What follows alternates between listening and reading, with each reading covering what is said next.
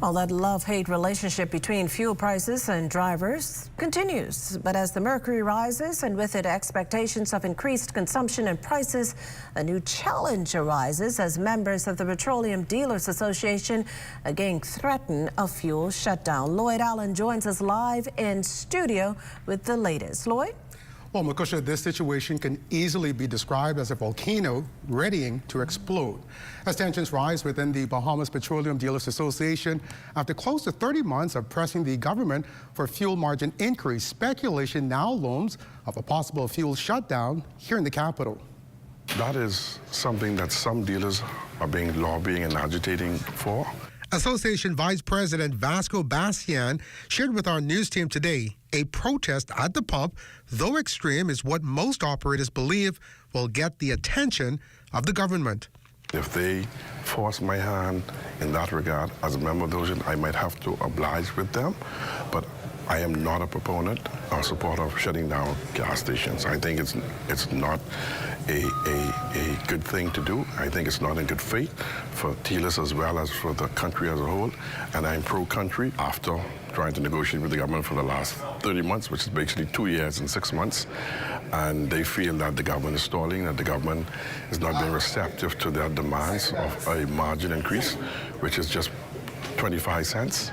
And so a lot of the 99% of the dealers are up in arms. Now, according to Bastian, it was back in 2021 when the fuel margin increase conversation first began.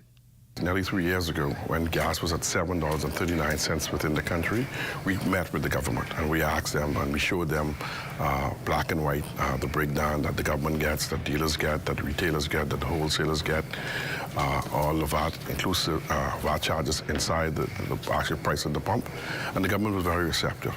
We can agree to disagree on a certain figure, and then we adjusted our figure from the 30 cents that we originally demanded to now to 25 cents. But what it is we really want, we want to change the margin increase from a fixed margin of 54 cents to a percentage-based. But as pressure builds in the industry, Bastian says his position has now been brought into question. They're even calling for my resignation. They're saying that I am being too nice and too accommodating to the current government.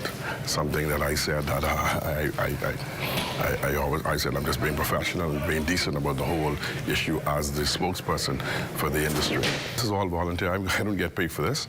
I don't get paid for this at all. If they want my head and they want me to resign as the vice president of the Bahamas Petroleum Dealers Association, I'm prepared to do so. I'm just trying to be a voice of reasoning. Dealers say the increase is not about gaining a greater share of the consumer pie, but rather a push to help them sustain ongoing shocks to the cost of living, which Bastian says remains to grip them in a chokehold. Now, from the government's point of view, Economic Affairs Minister Senator the Honorable Michael Halkitis is on record verifying that the government's stance on this matter is to always provide relief for the Bahamian people. Makushla? Well, thanks, Lloyd. Now, this is a developing story that we no doubt will continue to follow for you, our viewers. Hi there, I'm Corval Pyfrom.